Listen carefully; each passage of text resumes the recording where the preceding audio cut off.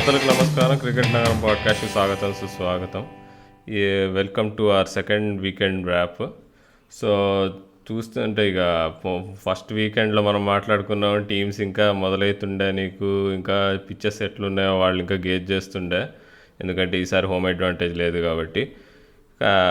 RCB వాళ్ళు table టాప్లో పోయిన వారం ఉండే, ఇప్పుడు కూడా చూసుకుంటే టేబుల్ టాప్లోనే ఉన్నారు. ఇక దీని గురించి అందరూ తెగ మాట్లాడేసుకుంటున్నారు సోషల్ మీడియాలో. సో ముందుగా అసలు ఆ టీంతోనే స్టార్ట్ చేద్దాము.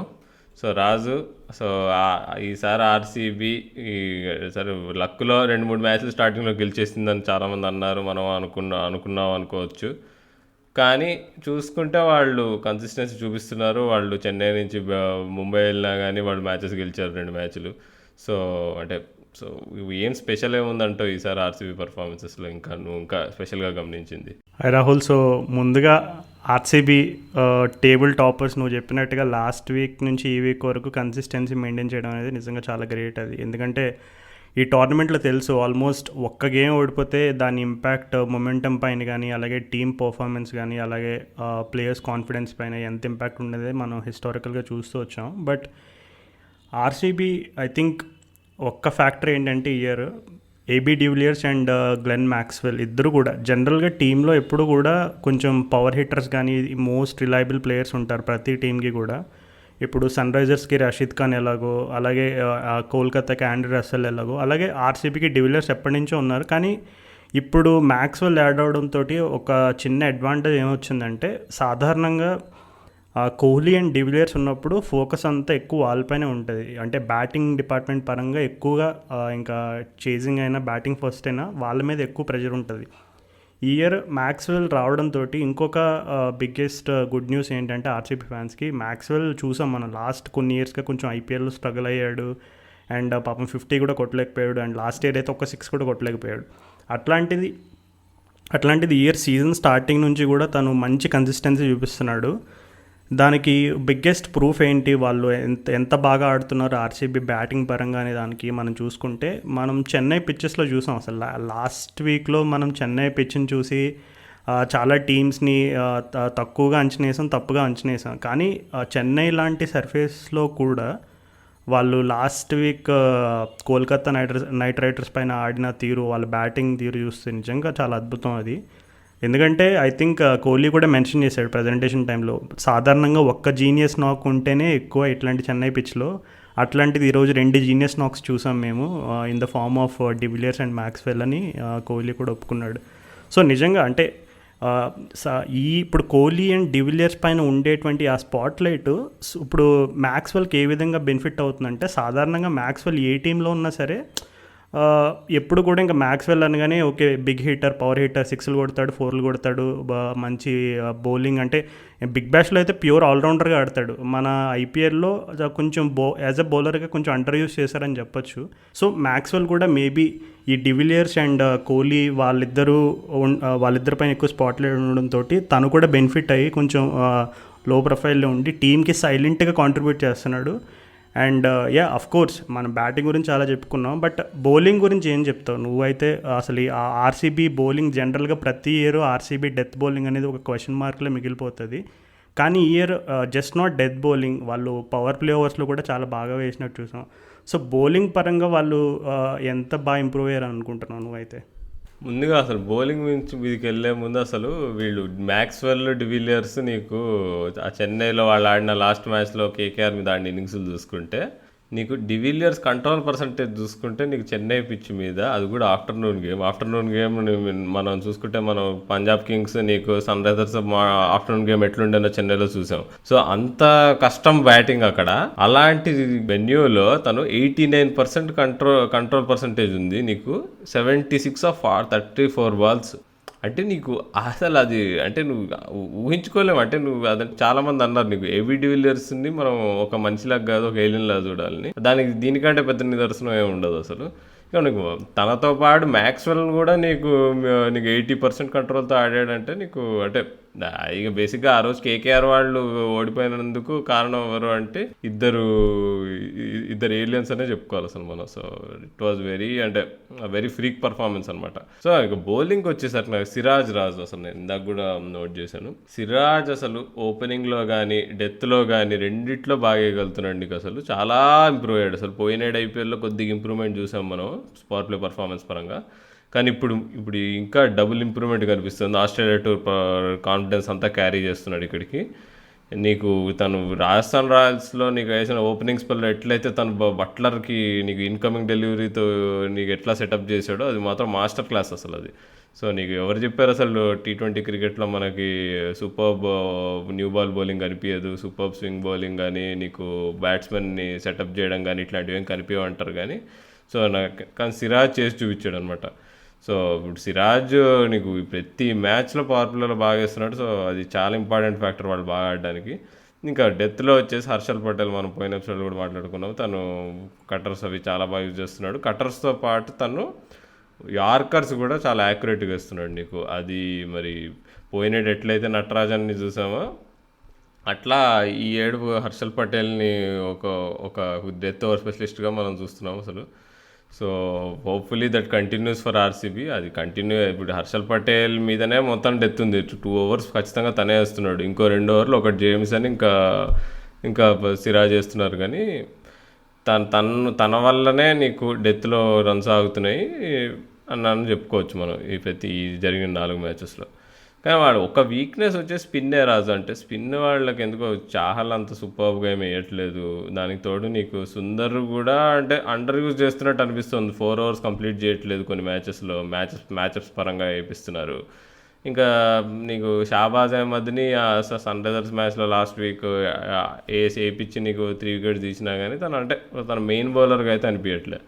సో మెయిన్గా పేసర్స్తో వాళ్ళు సక్సెస్ అవుతున్నారని చెప్పుకోవచ్చు. అంటే వాళ్ళ ఎబిలిటీ కంటే బౌలింగ్ ప్లాన్స్ రాజు అసలు నీకు వాళ్ళు చాలా ఇమాక్యులేట్గా ఉన్నాయి. వాళ్ళ బౌలింగ్ ప్లాన్స్ అంటే నీకు ఒక్కొక్క బ్యాట్స్మెన్కి క్లియర్గా వాళ్ళకి ప్లానింగ్ ఉంది అని క్లియర్ కనిపిస్తుంది. ఎట్లయితే బట్లర్ని అవుట్ చేశారు రాజస్థాన్ మ్యాచ్లో. సో దాన్ని బట్టి మనకు అర్థమైపోతుంది. ఎట్లయితే నీకు జేమ్సన్ కూడా నీకు తన స్ట్రెంత్ ఏంటి బౌన్స్ కాబట్టి నీకు మనన్ వరకైనా కానీ వీళ్ళెవరికైనా కానీ ఇండియన్ బ్యాట్స్మెన్లకు కష్టం అని చెప్పేసి తనతో టార్గెట్ చేయించడం నీకు ఒక షార్ట్ ఆఫ్ లెంత్ వేయించి. సో ఆ పరంగా అంటే more than the ability it is the planning that is making a difference అనిపిస్తుంది. అవును రాహుల్, చాలా కరెక్ట్గా చెప్పావు. బౌలింగ్ పరంగా మెయిన్గా మొహమ్మద్ సిరాజ్ అండ్ హర్షల్ పటేల్. సో కోహ్లీ ఇంకా నాకు గుర్తుంది ఫస్ట్ మ్యాచ్ అవగానే తను ప్రజెంటేషన్లో చాలా క్లియర్గా చెప్పాడు వాళ్ళ ఒక ప్లాన్ సెట్ చేసుకున్నారని. సో బేసికల్గా ప్రతి టీము కూడా టోర్నమెంట్ స్టార్ట్ అయ్యే ముందు కొన్ని ప్లాన్స్ పెట్టుకుంటాయి. అంటే ఒకటే plan పెట్టుకోదు. Plan A, plan B, plan C అలా అనుకుంటుంది ఆల్టర్నేటివ్. సో వాళ్ళకి నాకు తెలిసి ప్లాన్ ఏనే బాగా వర్కౌట్ అవుతుంది ఇప్పుడు ప్రజెంట్ సిచ్యువేషన్లో. ఇప్పుడు Harshal Patel death bowling role అవ్వచ్చు, అలాగే సిరాజ్ అవ్వచ్చు, అలాగే బ్యాటింగ్ డిపార్ట్మెంట్లో వాళ్ళకి de Villiers and Maxwell and Kohli వీళ్ళు ముగ్గురు ఉండడం వల్ల కొంచెం ఆ ఫ్లెక్సిబిలిటీ కూడా బాగానే ఉంది ఆ మిడిల్ ఆర్డర్లో. సో ఓవరాల్గా చూసుకుంటే నాకు తెలిసినంత వరకు ఆర్సీబీ ప్లాన్ ఏదైతే అనుకుందో టోర్నమెంట్ ముందు అది మాత్రం చాలా సక్సెస్ఫుల్గా ఎగ్జిక్యూట్ చేస్తుందని మాత్రం అర్థమైంది. అండ్ స్పిన్నర్స్ అంటే ఎస్పెషల్లీ నువ్వు చెప్పినట్టుగా చహల్ అండ్ సుందర్ ఇద్దరు కూడా ఇంటర్నేషనల్లీ ఎక్స్పీరియన్స్ బౌలర్స్. సాధారణంగా international players you expect them to do well. But వాళ్ళు కాకుండా ఇప్పుడు లైక్ సిరాజ్ కూడా he's an international bowler and సిరాజ్తో పాటు హర్షల్ పటేల్ కూడా బాగా పర్ఫామ్ చేసేటప్పటికి కొంచెం చహల్ అంటే ఇప్పుడు వరకు చూసుకుంటే నాకు తెలిసి చహల్ 2 wickets తీసినట్టున్నాడు కేకేఆర్ పైన.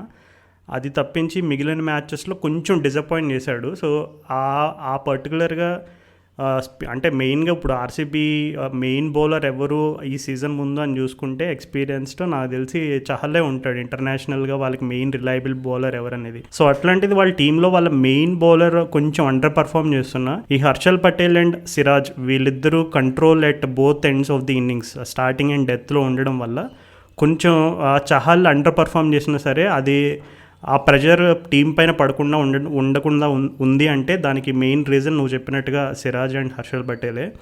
So anyways RCB are flying high. So Kohli అయితే ఒక మాట చెప్పాడు వాళ్ళ 4th విక్టరీ సాధించిన తర్వాత. దేవదత్ పడిక్కల్ తను ఐపీఎల్ ఫస్ట్ సెంచరీ చేయగానే అసలు అది ఒక నిజంగా చాలా emotional moment for lot of RCB fans. ఎందుకంటే పాపం లాస్ట్ ఇయర్ దేవదత్ పడిక్కల్ సీన్లోకి వచ్చినప్పుడే చాలా ఎక్స్పెక్ట్ చేశారు. కానీ తను ప్రూవ్ చేసుకున్నాడు వాంకడే సర్ఫేస్ పైన. సో కోహ్లీ అయితే ఏం చెప్పాడంటే ఫ్యాన్స్ అంటే హర్ష భోగ్లే కూడా ప్రజెంటేషన్ అంతా అయిపోయిన తర్వాత మీ ఆర్సీబీ ఫ్యాన్స్కి ఏం చెప్పాలనుకుంటున్నారు, వాళ్ళందరూ చాలా సంతోషంగా ఉన్నారు, వాళ్ళకి ఏమైనా చెప్పాలనుకుంటే చెప్పండి అని కోహ్లీని అడిగితే కోహ్లీ ఫస్ట్ అన్న మాట అయితే ఎవరు ఎక్కువ ఓవర్ ఎక్సైట్ అవ్వద్దు, మేము గేమ్ని ప్రతి గేము ఆ గేమ్ పరంగా అప్రోచ్ అవుతున్నాం, అట్లా కాకుండా మేము మరీ టూ ఫార్ హెడ్ అయితే పోవట్లేదు. సో మీరు కూడా జస్ట్ గేమ్ బై గేమ్ చూసి అట్లా సపోర్ట్ ఇవ్వండి, ఎందుకంటే మేము ఇప్పుడైతే మంచి మొమెంటంలో ఉన్నాం, మొమెంటం కోల్పోయే అవకాశం కూడా ఉంది మిడ్ సీజన్లో. సో ఓవర్ ఎక్సైట్ అవ్వద్దు, ఎంజాయ్ చేయండి, మీరు ఫ్యాన్స్ కాబట్టి మీరు ఎక్సైట్ అవ్వడానికి ప్రతి రీజన్ ఉంది, హ్యాపీగా ఉండండి, but we're taking it game by game అని ఒక చిన్న కాషన్ ఇచ్చాడు. So that is also a sign of a person who is in complete control of things. So Kohli అయితే మంచి స్పేస్లో ఉన్నట్టు అర్థమవుతుంది. అలాగే మొన్న పాపం బ్యాటింగ్ పరంగా కొంచెం చెన్నైలో చాలామంది స్ట్రగుల్ అయ్యారు, బట్ వెంటనే వాంకడే సర్ఫేస్ పైన రాగానే కోహ్లీ కొంచెం మళ్ళా తన పాత టచ్ని కొద్దిగా మనకు చూపించాడు. సో అది కూడా ఒక మంచి సైన్, ఎందుకంటే ఇప్పటివరకు జరిగిన గేమ్స్లో డివిలియర్స్ అండ్ మ్యాక్స్వెల్ ఇద్దరు కూడా బాగా ఆడి ఇద్దరు మ్యాచ్ విన్నింగ్ పర్ఫార్మెన్స్ ఇచ్చారు. ఒక్క చహల్ కొంచెం క్లిక్ అయితే నాకు తెలిసి ఆర్సీబీస్ ప్లే ఆఫ్ స్పాట్ అనేది ఆల్ బట్ సీల్డ్ అని చెప్పుకోవచ్చు. అవును రాజు, అసలు ఇది దేవదత్ పడికల్ ఇన్నింగ్స్ గురించి చెప్పావు. అసలు నేను షాక్ రాజు. అసలు అంటే నేను ఫ్యాంటసీ ఆడతాను నేను మా ఫ్రెండ్స్తో, ఆ ఫ్యాంటసీ నుంచి డ్రాప్ చేశాను దేవదత్ పడికల్ని. ఎందుకు అంటే తన స్ట్రైక్ రేట్ సరిగ్గా లేదు, తను రన్స్ కొట్టినా కానీ స్ట్రైక్ రేట్ మెయింటైన్ చేయట్లేదు, పోయిన సీజన్ కూడా అట్లానే ఆడాడు కదా, ఇయర్ కూడా అదే కంటిన్యూ అవుతుంది అనుకో తను డ్రాప్ చేశాను. చూస్తే తను 195 స్ట్రైక్ రేట్తో నీకు 100 కొట్టాడు. అసలు నీకు నేను ముఖాన్ని తీసుకెళ్ళి చెత్తబుట్లో పెట్టుకోవాల్సి వచ్చింది. ఇంకొక విషయం రాహుల్ గమనించావా, లాస్ట్ వీక్ మనం చెన్నై పైన మ్యాచెస్ ఎక్కువ జరిగేసరికి మనం ఆ విధంగా అంచనా వేయడం జరిగింది. అంటే మన చెన్నై సర్ఫేస్ కూడా మనకి ఎంత అంటే ఇప్పుడు అది పూర్ ఉందా మరీ యావరేజ్ ఉందా, చెన్నై పిచ్ ఎట్లా ఉందనేది వేరే డిబేట్ పెట్టుకోవచ్చు, బట్ ఓవరాల్గా చూస్తే చెన్నై పైన బ్యాటింగ్ పర్ఫార్మెన్స్ అంచనా వేయడం అనేది బ్యాట్స్మెన్ ఫామ్కి అది నిదర్శనం కాదనేది అదైతే మనకు అర్థమైంది, ఒప్పుకుంటాం మరి. ఇక అదైతే క్లియర్గా అర్థమైంది. మనం చాలా అనుకున్నాం అదే వాళ్ళు అసలు చాలా స్లోగా ఆడుతున్నారు, సరిగ్గా ఆడట్లేదు అని. బట్ ఇక ఇప్పుడైతే క్లియర్ పిక్చర్ వచ్చేసింది, టీమ్స్కి కూడా అర్థమైపోయింది నీకు ఏంటంటే ఒక చెన్నై అంటే ఓకే మన దగ్గర ఇక్కడ స్లో ఆడటమే కరెక్ట్ ఫాస్ట్ ఆడటం కంటే అన్నట్టు ఫీల్ అవుతున్నారు. దానికి ఎగ్జాంపుల్స్ మనకు లాస్ట్ జరిగిన టూ మ్యాచెస్ 2 to 3 మ్యాచెస్లో నీకు చేజింగ్ టీమ్స్ గెలిచినాయి నీకు చెన్నైలో. దాన్ని బట్టి మనకు అర్థమవుతుంది టీమ్స్కి అర్థమైంది అక్కడ ఎట్లా బ్యాటింగ్ చేయాలో అనేది. సో కానీ ఈ బాంబే మ్యాచెస్ మాత్రం మామూలు మజా రావట్లేదు రాజు. అసలు నీకు ఆ పిచ్ కానీ అసలు ఆ అవుట్ఫీల్డ్ పేస్ కానీ అసలు వెరీ ఎంటర్టైనింగ్ మ్యాచెస్ అసలు. సో అంటే మూవింగ్ ఆన్ ఇక మనం చెన్నై గురించి మాట్లాడుకుందామా? Yes Rahul, speaking of Bombay, ఈరోజు southern derby both RCB and Chennai are going head to head. So what better team to talk about than Chennai super kings. Thala Dhoni గురించి మాట్లాడదాం కాసేపు. ఏంటి తలా ధోని అదేంటి బ్యాక్ టు ఫామ్ అంటావా, లేకపోతే తన వల్లే మ్యాచ్లో ఓడిపోయే పరిస్థితి రాబోతుంది? ఏదేమైనా సరే చెన్నై సూపర్ కింగ్స్ ఫ్యాన్స్ అయితే మాత్రం వాళ్ళు ప్లే ఆఫ్ స్పాట్ పక్కా అని ఆల్మోస్ట్ ఫిక్స్ అయిపోయారు. సో కొంచెం అన్ఫేర్ రాహుల్, ఎందుకంటే ప్రతి టీము ఐపీఎల్లో ఓన్లీ 11 ప్లేయర్స్తో మాత్రమే ఆడుతుంది, కానీ చెన్నై సూపర్ కింగ్స్ 12 ప్లేయర్స్తో ఆడుతుంది. అది చాలా అన్ఫేర్ అది. సో బీసీసీఐ వాళ్ళు కూడా దీన్ని గమనించి దానిపైన ఏదో ఒక రెస్ట్రిక్షన్ పెట్టాలి, ఎందుకంటే ఆ రవీంద్ర జడేజా అనే మనిషి 2 ప్లేయర్స్తో సమానం నిజంగా. ఎందుకంటే లైక్ అసలు ఈ ఫీల్డింగ్లో నిజంగా జడేజా ఒక్కసారి మనం తన ఫీల్డింగ్ ఎఫర్ట్స్ చూసి తను ఎంత రన్ సేవ్ చేస్తున్నాడు టీంకి, ఎంత డిఫికల్ట్ క్యాచెస్ని కూడా సింపుల్గా, అంటే Jadeja makes it look easy అనమాట. సో నిజంగా అంటే జడేజా ఫీల్డింగ్ గురించి మనం కొత్తగా చెప్పే అంత అవసరం ఏం లేదు, కానీ జడేజా ప్రజెన్స్ అనేది ఫీల్డ్లో ఎంత ఎనర్జీ ఇస్తుంది అంటే లిటరల్గా నాకు అందుకే చెన్నై సూపర్ కింగ్స్ టీం ఆడిన ప్రతిసారి చూసినప్పుడు రవీంద్ర జడేజా ఉంటే ఒక 10 మందితో సమానం రాని ఒక ఫీలింగ్ కలుగుతుంది, ఒప్పుకుంటావు దానికి? అవును రాజు, నేను ముందే చెప్పేసా కూడా ఈ ఇయర్ MVP కంటెండర్ రవీంద్ర జడేజానే అని. నా దృష్టిలో తనే MVP అవ్వబోతున్నాడని. ఒక బ్యాటింగ్తో ఇంకా తన విశ్వరూపం ఇంకా కనిపించట్లేదు, బహుశా తనకు ఛాన్స్ ఇంకా సరిగ్గా రాలేదనుకోవాలి జరిగిన మ్యాచెస్లో. కానీ బౌలింగ్ చాలా ఇంప్రూవ్ అయింది రాజు. అది చాలా మార్క్డ్ ఇంప్రూవ్మెంట్ జడేజాలో. నీకు తను టీ20 బౌలింగ్ ఎప్పుడు కొంచెం వీక్ అనమాట, వైట్ బాల్ బౌలింగ్ కానీ టీ20 కానీ. సో కానీ ఈ ఫస్ట్ 4 మ్యాచెస్లో మాత్రం తన క్లియర్ ఇంప్రూవ్మెంట్ ఉంది. తను అసలు ఇంపార్టెంట్ వికెట్స్ తీస్తున్నాడు నీకు. వాళ్ళు ముంబైలో ఆడుతున్నా కానీ తను అక్కడ ఎఫెక్టివ్గా బౌలింగ్ చేయగలుగుతున్నాడు నీకు, ముంబై ఫ్లాట్ పిచ్ మీద కూడా. సో జడేజా నిజంగా ట్రంప్ కార్డే, దానిలో మాత్రం ఏం డౌట్ లేదు. సో మనం ఈ సిఎస్కే గురించి మాట్లాడుకున్నప్పుడు మనం మొన్న జరిగిన క్రేజీ మ్యాచ్ గురించి అయితే మాట్లాడుకోవాల్సిందే అసలు. Are you talking about Pat Cummins? అదే Pat Cummins remember the name చేసాడు అసలు, ఆల్మోస్ట్ గెలిపించేసాడు అసలు. అంటే మరి దీన్ని బట్టి అంటే నీకు సిఎస్కే వాళ్ళు మొత్తం ఇక బ్యాటింగ్ మీదనే నమ్మకాలు పెట్టుకున్నారా, లేకపోతే అసలు అదంటే ఆ రోజు ఏదో ఫ్రీక్ పర్ఫార్మెన్స్ అంటావా అసలు? ఎందుకంటే నీకు 220 కొట్టిన తర్వాత అవతల టీంని మళ్ళీ నువ్వు 30 for 5కి దింపేసావు. నువ్వు దింపేసిన తర్వాత కూడా నువ్వు అంతవరకు ఎట్లా తీసుకెళ్ళారు అసలు వాళ్ళు? అంటే ఇది బౌలింగ్ టీం పర్ఫార్మెన్స్ రిఫ్లెక్షనా, లేదంటే నీకు వాళ్ళు బ్యాటింగ్ మరి ఏదో ఇక Andre Russell, Pat Cummins magic? I think it's a combination of two. ఏదో చాలా డిప్లొమాటిక్ ఆన్సర్ చెప్పినట్టు అనిపిస్తుంది కానీ ఒక్కటేదో ఒప్పుకోవాలి, వాంకెడే సర్ఫేస్ పైన సాధారణంగా పిచ్ అనేది ఎంత ఫ్లాట్ ఉంది. అండ్ అవుట్ఫీల్డ్ అనేది మీరు సీరియస్గా చెన్నై మ్యాచెస్ అండ్ వాంకెడే రెండు అబ్జర్వ్ చేస్తే outfield almost Mumbai outfield 2 or 3 times faster than Chennai outfield అని ఫీలింగ్ వస్తుంది నాకైతే. సో అవుట్ఫీల్డ్ అనేది కూడా క్విక్ ఉండడంతో ఆ థర్డ్ మ్యాన్ రీజియన్లో ఎడ్జ్ అయినా ఎడ్జ్ కాకుండా ఎన్ని రన్స్ పోతున్నాయి అనేది మనం చూసాం. So yes, I think Chennai వాళ్ళు కూడా కొంచెం ప్యానిక్ అయ్యారు ఎప్పుడైతే కొంచెం రసెల్ వచ్చి కొంచెం హిట్ చేయడం స్టార్ట్ చేశాడు. ఎందుకంటే అది శార్దుల్ ఠాకూర్ కూడా ఒప్పుకున్నాడు మ్యాచ్ అయిన తర్వాత, మేము కొంచెం ప్యానిక్ అయ్యే మధ్యలో, ఎందుకంటే మాకు తెలుసు 4 ఓవర్స్లో 40+ చేసేయడం అంటే అసలు కష్టమే కాదు ఈ వాంకడే సర్ఫేస్ పైన. నిజంగా కమిన్స్ కొడతాడేమో అని భయం వేసింది, but we did well to come back strong అది ఇదని చెప్పాడు.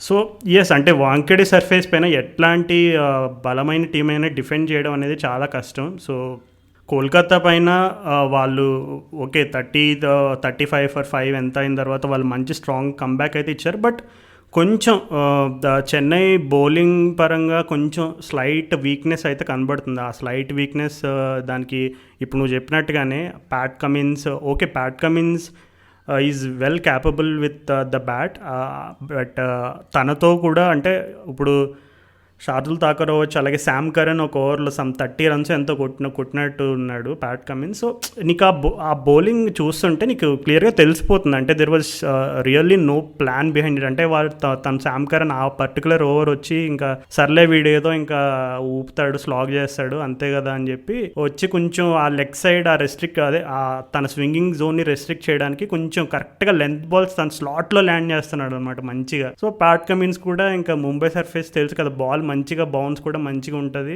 బ్యాట్ పైకి వస్తుంది అనమాట. సో చార్జ్ పెట్టి కొట్టాడు. But on a serious note, Sam Curran Andre రసెల్ని డిస్మిస్ చేసింది మాత్రం నిజంగా నాకు మరి శామ్ కరన్ అది ప్లాన్ చేసి అవుట్ చేశాడో లేదంటే లక్కీగా వికెట్ వచ్చిందో నాకు తెలియదు, కానీ I think that was the turning moment of the game. ఎందుకంటే రసెల్ ఆ రోజు హిట్టింగ్ ఫామ్ చూస్తే ఇంకొక 15-20 balls ఉంటే మ్యాచ్ కంప్లీట్ చేసేదిలా కనబడ్డాడు. But on serious note, credit to Sam Curran. So నువ్వు ఎప్పుడు చెప్తా ఉంటావు కదా శామ్ కరన్ ఫ్యూచర్ వారసుడు చెన్నై సూపర్ కింగ్స్ కానీ, అది మరొకసారి రుజువు చేసుకున్నాడు ఆ డిస్మిసల్ తోటి. అంటే వాళ్ళ ప్లేయింగ్ స్టైల్ని కూడా పర్ఫెక్ట్గా తను ఇది చేస్తాడు. ఏంటంటే రన్లు ఇచ్చినా ఏం చేసినా పర్వాలేదు, మరి లాస్ట్కి మ్యాచ్ మాత్రం గెలవాలి. సో వాళ్ళు కోల్కతా కంటే ముందు రాజస్థాన్తో ఆడిన మ్యాచ్లో కూడా మనం చూసాము. ఆల్మోస్ట్ ఆ రోజు ఒకనొక స్టేజ్లో మిడిల్ ఓవర్స్లో కొంచెం మొమెంటం పోయింది వాళ్ళకి, కొంచెం డీసెంట్ స్టార్ట్ తర్వాత మధ్యలో మొమెంటం పోతే మరలా బాగా రికవర్ అయ్యి ఐ థింక్ లాస్ట్ 3-4 ఓవర్స్లో దగ్గర 50 or 60, లాస్ట్ 4 ఓవర్స్లో ఆల్మోస్ట్ 60 వరకు స్కోర్ చేసినట్టున్నారు. అది చాలా అడ్వాంటేజ్గా కనపడింది, ఎందుకంటే మిడిల్ ఓవర్స్లో ఒకనొక స్టేజ్లో రాహుల్ తివాటి అని బౌలింగ్ తీసుకొచ్చినప్పుడు ధోని ఆల్మోస్ట్ ఆ ఓవర్ మొత్తంలో 1 run 2 runs స్కోర్ చేస్తాడు. సో ఆ స్టేజ్లో కొంచెం లైట్గా మొమెంటం స్లిప్ అయినట్టు కనపడింది, but they recovered well. So Chennai అయితే ఓవరాల్గా బ్యాటింగ్ ఫస్ట్ చేసినా చేజింగ్ చేసినా చాలా స్ట్రాంగ్గా కనబడుతుంది. మరి అయినా ఇక నన్ను ఈ చెన్నై టీం చూస్తే ఎగ్జాక్ట్గా 2018 ఛాంపియన్స్ సైడ్ వాళ్ళు గెలిచారు కదా, ఆ ఇయర్ కూడా ఇట్లానే ఉండే మ్యాచెస్. ఎట్లా అంటే వాళ్ళ బౌలింగ్ నీకు శార్దుల్ ఠాకూర్ వీళ్ళందరూ రన్స్ ఇచ్చేయడమే. స్టార్టింగ్లో దీపక్ చహర్ స్వింగ్ చేసి నీకు వికెట్లు తీసి కొంచెం టైట్గా వేసినా కానీ తర్వాత నీకు బ్రావోలు వీళ్ళందరూ రన్స్ ఇవ్వడమే పనిగా ఉండే. అప్పుడు నీకు జడేజా అయినా కానీ ఎవరు ఆడినా కానీ ఇప్పుడు టీమ్స్ ముందే డిసైడ్ అయిపోతుండే, అరే వీళ్ళు చెన్నై మీద చేజ్ చేయాలి, చేజ్ చేస్తే గెలుస్తాం. ఎందుకంటే వీళ్ళకి బ్యాటింగ్ ఇచ్చామనుకో చేజింగ్లో, వీళ్ళకున్న బ్యాటింగ్ ఆర్డర్ నంబర్ 8 నంబర్ 9 వరకు కూడా వీళ్ళకి హిట్టర్స్ ఉన్నారు, ఎందుకు అంటే వీళ్ళతో కష్టం అన్నట్టు వాళ్ళకి వాళ్ళతో చేజ్ చేయడానికి ఇష్టపడేవాళ్ళు. నువ్వు బ్యాటింగ్ పరంగా మాత్రం నీకు రుతురాజ్ గైక్వాడ్ మామూలు స్పార్క్ చూపిలే రాజు అసలు. నీకు మొన్న అయితే నేను ఒక షాట్ అయితే ఎస్పెషల్లీ తను ప్యాట్ కమిన్స్ మీద ఇట్లా ఫ్రంట్ ఫుట్ నీకు స్టెప్ అవుట్ 6 కొట్టాడు. నేను షాక్ అసలు, ఏంది ఇది ఇట్లా కొట్టాడు అసలు, ఏంటిది. నీకు రోహిత్ శర్మ వీళ్ళందరి గురించి మాట్లాడుకుంటాం, మీకు చాలా టైం ఉంటుంది వీళ్ళకి అని, కానీ తను గైక్వాడ్ అసలు మరీ ఈఏ క్రికెట్ ఉంటుంది అట్లా ఆడాడు రాజు అసలు. మరీ సూపర్ ఇన్నింగ్స్ అది. ఫాఫ్ కూడా నీకు ఆ రోజు స్టార్టింగ్లో స్లో అయినా కానీ నీకు ఆ కేకేఆర్ మ్యాచ్లో ఎండింగ్లో అసలు డెత్ ఓవర్స్లో లాస్ట్ 3 ఓవర్స్లో భయంకరంగా విజృంభించాడు అసలు. ఇంకా సైలెంట్ పర్ఫార్మర్ ఫర్ సిఎస్కే మన అందరికి తెలుసు, మోయిన్ అలీ తన పని తను చేసుకుంటున్నాడు, మధ్యలో వస్తున్నాడు, స్పిన్నర్స్ని అటాక్ చేస్తున్నాడు, నీకు స్ట్రైక్ రేట్ మినిమం 150 మెయింటైన్ చేస్తాడు, 30 రన్లు కొడుతున్నాడు అంతే, తన పని చేసుకుని తను వెళ్ళిపోతున్నాడు, చాలా క్రూషియల్. కానీ ఇక్కడ ధోని వచ్చేసి ఇంకా తను ఫుల్ లెవెల్ బ్యాక్ టు ఇది లేడు. ఎందుకంటే నీకు 2018 సీజన్ చూసుకుంటే ఆ సీజన్కి ఈ సీజన్కి తేడా ఏంటంటే అప్పుడు రైనా ధోని కూడా బాగా నీకు కాంట్రిబ్యూట్ చేశారు. ఈ సీజన్లో ఇంకా నీకు రైనా ఫస్ట్ మ్యాచ్ తప్పిస్తే మళ్ళీ పెద్ద కాంట్రిబ్యూట్ చేయలేదు. నీకు ఈ కేకేఆర్ మ్యాచ్లో అయితే రైనా దింపలే కూడా బ్యాటింగ్, ధోని వచ్చేసాడు నెంబర్ 4. కానీ ధోని కూడా చూస్తే ఆ రోజు ఒక 6 2 4 కొట్టాడు, but it wasn't a very fluent innings. ఒక 6 బాగానే కొట్టాడు, బట్ కొట్టిన 2 4 కొంచెం ఏదో నీకు స్టికీగా ఉండే. ఎందుకంటే నువ్వు ధోని గురించి మనం ఎంత ఇంటర్నేషనల్ క్రికెట్లో తను తక్కువ అయిపోయాడు 2012 13తో తను అనుకున్నా, కానీ సిఎస్కేకి తనకున్న రికార్డు చాలా, అంటే ఫినిషింగ్ రికార్డ్ ఎవరికీ లేదు. నీకు ఐపీఎల్ మొత్తంలో బెస్ట్ ఫినిషర్ ధోని అని ఈజీగా నంబర్సే చెప్తాయి మనకి. తన లాస్ట్ మినిట్లో రావడం, కొట్టే 20-30 రన్స్ స్ట్రైక్ రేట్ మెయింటైన్ చేయడం, కానీ తను నెంబర్ 1. సో ఆ లెవెల్కి తను ఒకవేళ మళ్ళీ వాపస్ వచ్చేసాడు అనుకో, పోయినాడు మిస్సింగ్ ఉండేది. సో అది ఆ లెవెల్ ఫామ్కి వచ్చేస్తే మాత్రం ఇంకా ఇక సిఎస్కే వాళ్ళు నిజంగా ఇక టైటిల్ కంటెండర్స్ అని చెప్పుకోవాలి. ఇక ఇఫ్ నాట్ ఎట్. నేను ఆల్రెడీ మనం చేసిన ఒక గెస్ట్ ఎపిసోడ్ ఈ ఐపీఎల్ సీజన్ ముందే, అందులోనే నేను ప్రెడిక్ట్ చేశాను చెన్నై వాళ్ళు ఫైనల్లో ఉంటారని. సో ప్రస్తుతం వాళ్ళున్న ఫామ్ చూస్తుంటే వాళ్ళు ఖచ్చితంగా ఫైనల్లో ఉంటారని నాకైతే అనిపిస్తుంది. ఎందుకంటే నెట్ రన్ రేట్ చూసుకుంటే కూడా అన్ని టీమ్స్ కంటే బెస్ట్ ఉంది ఇప్పుడు.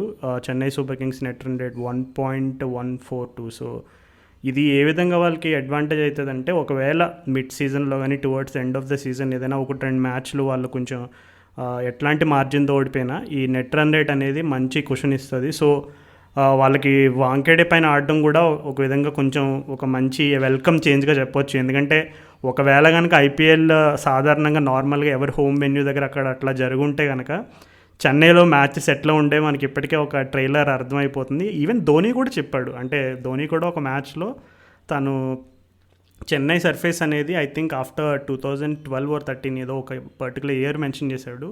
సో ఆ ఇయర్ తర్వాత నుంచి కూడా ఎప్పుడైతే కొంచెం అవుట్ఫీల్డ్కి సంబంధించి ఆ పిచ్ అవుట్ఫీల్డ్ సంబంధించి ఏదో వర్క్స్ ఏవో జరిగినాయో అప్పటి నుంచి కూడా కొంచెం సర్ఫేస్ తను ఎక్స్పెక్ట్ చేసిన రేంజ్లో లేదు. కొంచెం వాళ్ళు ట్రై చేస్తున్నారు కానీ అంత ఆ ఎక్స్పెక్ట్ చేసిన సాటిస్ఫాక్టరీ లెవెల్లో లేదని మాత్రం ధోని కూడా చెప్పాడు. సో బట్ వాంకడే పైన అయితే ఇప్పుడు రుతురాజ్ గైక్వాడ్ టాలెంట్ గురించి అందరికీ తెలిసిన విషయమే. కాకపోతే తను ఫస్ట్ జరిగిన 3 మ్యాచెస్లో కూడా ఎందుకో తను ఆ టచ్ కొంచెం ఇబ్బంది పడ్డాడు కొంచెం. ఎందుకంటే జనరల్గా వాంకెడే పైన జరిగిన మ్యాచెస్లో ఓపెనర్స్ అందరూ కూడా ఎంత పవర్ ప్యాక్ పర్ఫార్మెన్స్ ఇస్తున్నారో మనం చూసాం. కాకపోతే గైక్వాడ్ ఏంటంటే he was stuck between 2. I think attack చేయాలా లేదు, కొంచెం స్లోగా కొన్ని బాల్స్ ఆడి తర్వాత అటాక్ చేయాలనేటువంటి ఆ కన్ఫ్యూజన్లో ఉండిపోయాడు. బట్ ఓవరాల్గా చూసుకుంటే వాంకడే సర్ఫేస్ పైన ఇప్పటివరకు అయితే బాగానే ఉంది. But I think Chennai's real challenge will start after the move out of Wankhede. So ఎందుకంటే వాళ్ళ బౌలింగ్ అటాక్ కానీ వాళ్ళ బ్యాటింగ్ డెప్త్ గురించి అయితే చెప్పుకోకర్లేదు. నాకు తెలిసి ఈ ఐపీఎల్లో ఎక్కువ బ్యాటింగ్ డెప్త్ ఉన్న టీం ఏదైనా ఉంది ఈ సీజన్లో అంటే ఖచ్చితంగా అది చెన్నై సూపర్ కింగ్సే. సో బౌలింగ్ పరంగా కొంచెం వాళ్ళ లైట్గా, అంటే వాళ్ళ బ్యాటింగ్ డిపార్ట్మెంట్తో కంపేర్ చేస్తే బౌలింగ్ లైట్గా కొంచెం బ్యాక్ ఉంటుంది. బట్ స్టిల్ వాళ్ళు లైట్ ఏం కాదు రాజు బాగా. సో నాకు తెలిసి అది వేరే సర్ఫేసెస్ పైన వాంకడే కాకుండా వేరే సర్ఫేసెస్ పైన ఆడినప్పుడు I think it will be slight challenge for their bowlers అని అనుకుంటున్నా. బ్యాటింగ్ పరంగా వాళ్ళకి డెప్త్ ఉంది. అండ్ నువ్వు చెప్పినట్టుగా మోయిన్ అలీ లాంటి ఒక సెల్ఫ్లెస్ ప్లేయర్ ఉండడంతో సిఎస్కే బాగా బెనిఫిట్ అవుతుంది. ఎందుకంటే నువ్వు Moeen Ali style of play కానీ మోయిన్ అలీ అప్రోచ్ కానీ చూసుకుంటే అస్సలు బాల్స్ వేస్ట్ చేయడం అనేది ఉండదు మోయిన్ అలీ దగ్గర. ఆడితే ఒక 10 బాల్స్ ఆడినా 25, 30, ఒక 200, నియర్లీ 200 స్ట్రైక్ రేట్ అని మెయింటైన్ చేయాలనే ఇంటెంట్తో వస్తాడు టీంకి జాబ్ ఫినిష్ చేస్తాడు, వెళ్ళిపోతాడు. కొన్నిసార్లు తను మంచిగా స్టార్ట్ అయ్యి కొంచెం ఇంక ఇకాన్ అయితే కనుక 50, 60s, 100 కూడా కొడతాడు Moeen Ali. Already NatWest T20 blast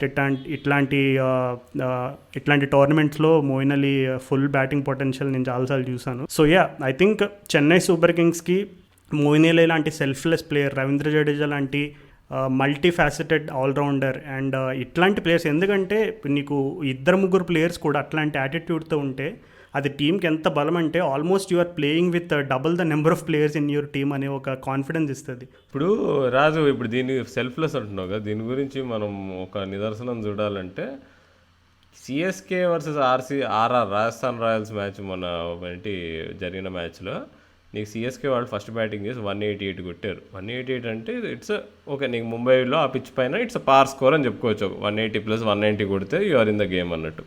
so ఒక పార్ స్కోర్ అంటే నువ్వు 190 అనేది నీకు తక్కువ స్కోర్ని అయితే అనలేవు నువ్వు. సో అలాంటి స్కోర్ కొట్టినప్పుడు వాళ్ళ టీమ్ స్కోర్ కార్డ్ తీసి చూస్తే highest score Faf do plus 33.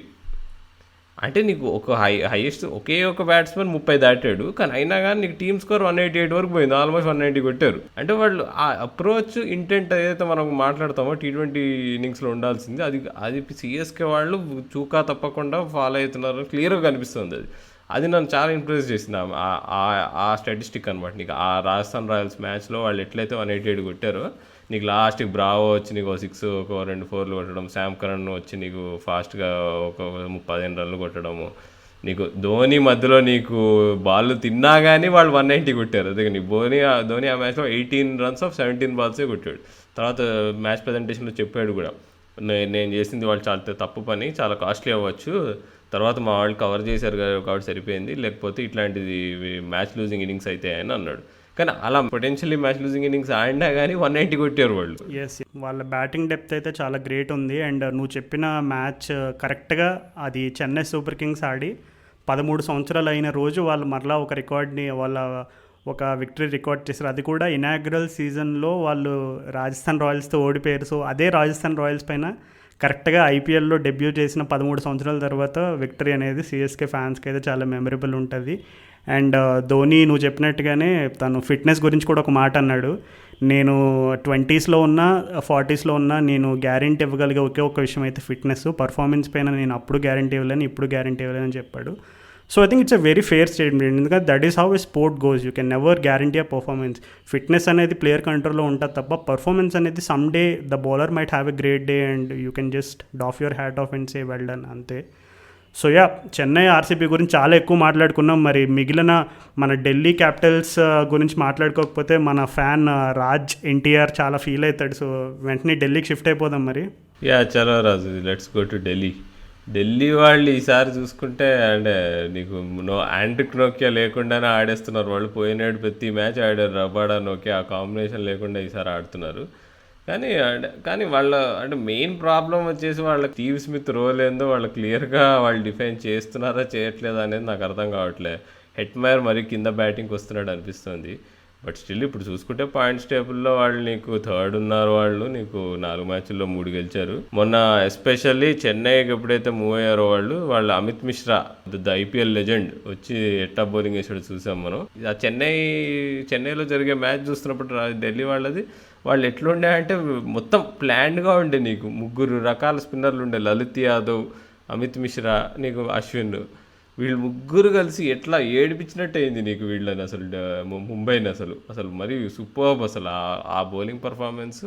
ఆ చెన్నై పిచ్ని కంప్లీట్గా యూటిలైజ్ చేసుకునే టీం ఎవరంటే నాకు ఢిల్లీ అన్నట్టు అనిపించింది.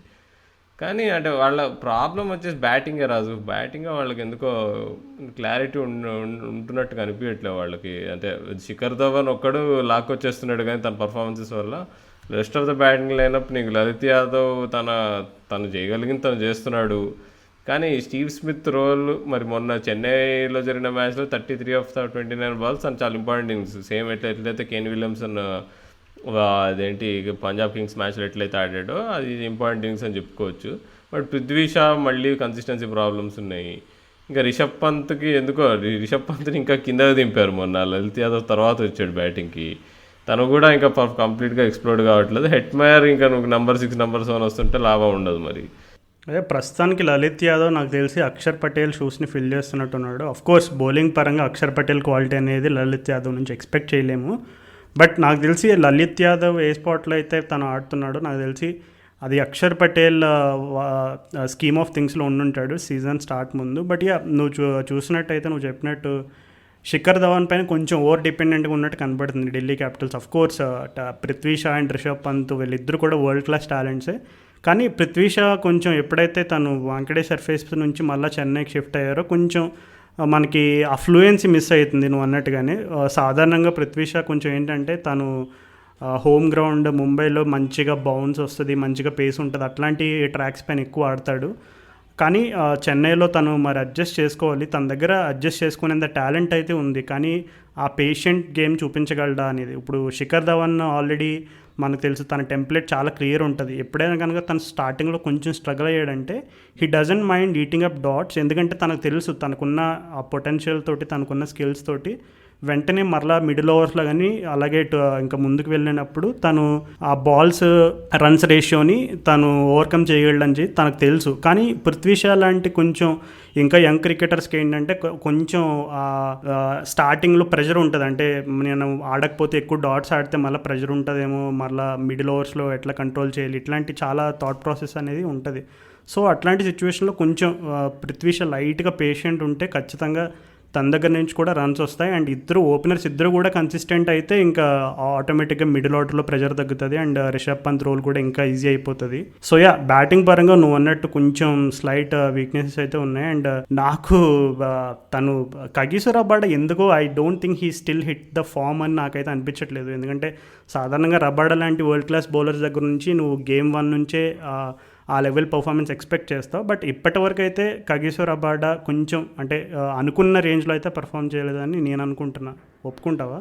యా అవును రాజు, అసలు తను ఎందుకో అంటే కంప్లీట్గా తను ఉన్నాడు గేమ్లో అన్నట్టు అనిపించట్లేదు. తను అంటే పోయినాడు ఆ యూఏ పిచెస్లో అయితే నీకు బాగా గ్రాస్ ఉండే కాబట్టి తను బాగా వేసాడు అనుకుందాము. కానీ ఇక్కడ కొంచెం అదే లేదు, తను ఇంకా అడ్జస్ట్ అవుతున్నట్టు అనిపించట్లేదు. బట్ అంటే సీజన్ పోయే కొద్దీ తను అడ్జస్ట్ అయిపోతాడు అనుకుందాము. కానీ అవేష్ ఖాన్ నన్ను బాగా ఇంప్రెస్ చేశాడు రాజు. అసలు తను చాలా మంచి పేస్తో వేస్తున్నాడు, మంచి రిథంలో వేస్తున్నాడు, అసలు మంచి యాటిట్యూడ్తో వేస్తున్నాడు బౌలింగ్. అసలు అంటే ఒక మంచి ఫాస్ట్ బౌలర్ని చూస్తున్నట్టు ఫీలింగ్ వస్తుంది తను బౌలింగ్ వేస్తుంటే అసలు.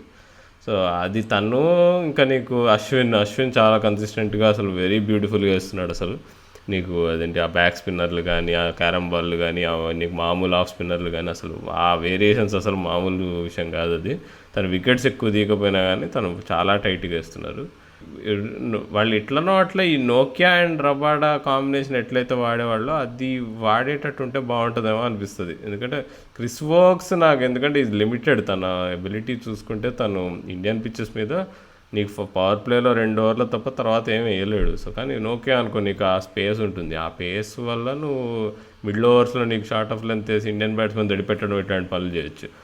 సో అది చిన్న వాళ్ళు అడ్జస్ట్మెంట్ చేసుకోవాలి. బట్ వాళ్ళ టీం ప్లానింగ్ మాత్రం సూపర్ రాజు. అసలు ఎట్లయితే అమిత్ మిశ్రాని దాచిపెట్టి కరెక్ట్గా చెన్నై రాగానే ఆడిచ్చారు చూడు, అసలు దానికైతే అసలు మామూలు విషయం కాదు అసలు. అవును రాహుల్, నువ్వు చెప్పావు కదా ప్రతి లెగ్ స్పిన్నర్ కూడా rock star gang star Amit Mishra రానంత వరకే. సో అమిత్ మిశ్రా వచ్చిన తర్వాత అన్నిటికీ తెరపడాల్సిందే. అమిత్ మిశ్రా గురించి తెలుసు, ఈజ్ ఐపీఎల్ లెజెండ్ అనేది. నాకు ఆ రోజు టీమ్ షీట్స్లో అమిత్ మిశ్రా పేరు చూడగానే నాకు అర్థమైంది Delhi are coming up with a really good plan అని. సో అనుకున్నట్టే అమిత్ మిశ్రా కూడా సూపర్బ్గా వేశాడు. ఎందుకంటే చెన్నై సర్ఫేసెస్ పైన మనం అనొచ్చు ఏంటి దీపక్ కూడా లాంటి బౌలర్ కూడా ఈజీగా 4 ఓవర్ చేస్తున్నాడు. అసలు ఈ చెన్నై పిచ్ మరీ స్పిన్నర్స్కి అంత 2 అడ్వాంటేజ్ ఉంది అది అని అనుకోవచ్చు. ఎంత స్పిన్ అడ్వాంటేజ్ ఉన్నా ఏమున్నా సరే కొంచెం మనం స్పిన్ వేసినప్పుడు కొంచెం లెంత్ మిస్ అయితే 6 కొట్టడానికి ఈజీగా ఉంటుంది అనేది మనం ఆల్రెడీ చాలా బ్యాట్స్మెన్ ప్రూవ్ చేశారు. రోహిత్ శర్మ అవ్వచ్చు, డివిలియర్స్ అవ్వచ్చు, మ్యాక్స్వెల్ అవ్వచ్చు. అదే చెన్నై సర్ఫేస్ పైన స్పిన్నర్స్ కనుక లెంత్ కొంచెం మిస్ అయినా ఇప్పుడు ఫేబియన్ యాలన్ కూడా టార్గెట్ చేశారు మన పంజాబ్ వాళ్ళు ఆడిన టూ మ్యాచెస్లో. సో లైన్ అండ్ లెంత్ అనేది కూడా చాలా క్రిటికల్ అది. సో అందుకే ఇట్లాంటి సీనియర్ లెజెండరీ ఎక్స్పీరియన్స్ బౌలర్స్లో ఉన్న గ్రేట్నెస్ ఏంటంటే వాళ్ళలో లైన్ అండ్ లెంత్ కన్సిస్టెన్సీ అనేది when you compare with other bowlers చాలా మంచిగా ఉంటుంది. సో అమిత్ మిశ్రా ఈ ఏజ్లో కూడా ఇంకా కంటిన్యూ చేస్తున్నాడంటే really hats off to him. Yeah Raju, అసలు ఈ అంటే నీకు ఐపీఎల్ హిస్టరీలో ఫస్ట్ గ్రేట్ లెగ్ స్పిన్నర్ అని చెప్పుకోవచ్చు. ఇప్పుడు అంతా T20 అంతా ఇప్పుడు ఇంతమంది లెగ్ స్పిన్నర్లు ఉన్నారు, లెగ్ స్పిన్నర్ లేకుండా T20 ఎట్లా ఆడతామన్న అని ఇప్పుడు పరిస్థితి ఉంది.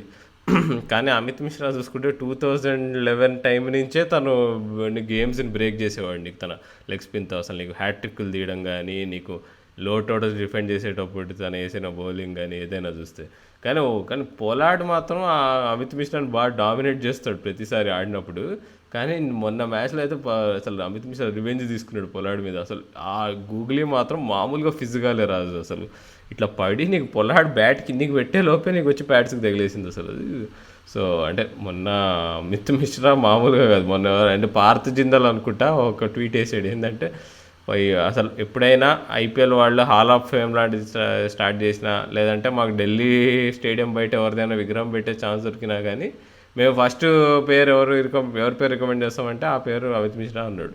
అది ఏమాత్రం దానిలో అతిశయోక్తి లేదు. సో అమిత్ మిశ్రా అని జనాలు అందరూ ఆ రన్అవుట్ ఒకసారి సన్ రైజర్స్కి ఆడుతున్నప్పుడు ఒక ఎంబారసింగ్ రన్అవుట్ ఇట్లాంటివి కామెడీ ఇన్స్టెన్సెస్ అప్పుడు గుర్తు తెచ్చుకుంటారు. కానీ తన రికార్డు మాత్రము easily India's best IPL spinners పరంగా ఇండియాలో బెస్ట్ స్పిన్నర్. ధోనికి కూడా చాలా ఇష్టమైన స్పిన్నర్ అమిత్ మిశ్రా. ఎందుకంటే తను ఇండియాకి ఆడిన రోజుల్లో చూసుకుంటే if you check his record the games that he played, MS Dhoni కూడా చాలా ఇష్టపడేవాడు అమిత్ మిశ్రాని. So no wonder is doing well in IPL. So మన నెక్స్ట్ టీం షిఫ్ట్ అయిపోదాం మరి.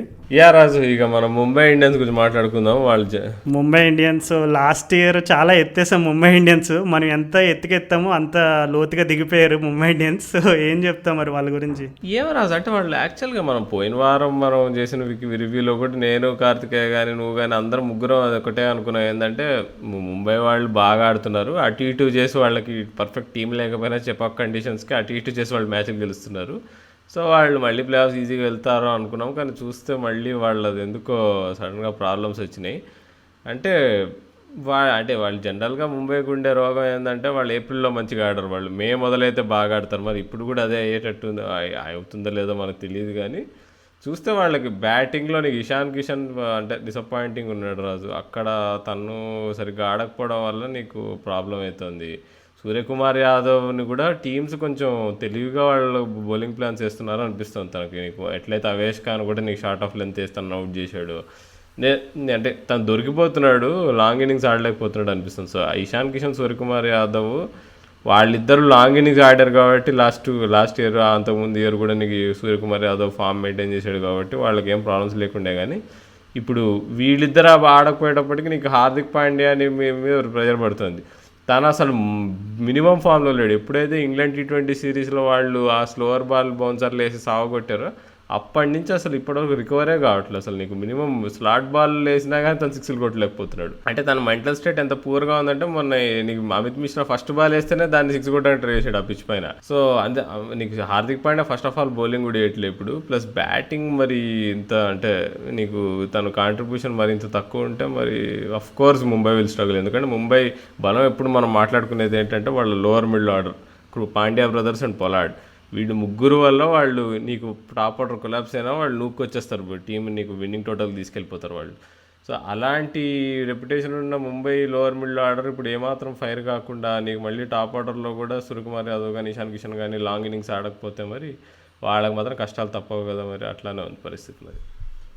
అవును రాహుల్, ఆ జయంత్ యాదవ్ ఎక్స్పెరిమెంట్ కూడా చేశారు స్పిన్ తోటి, అది కూడా చెన్నై సర్ఫేస్ వలన చేసుంటారు.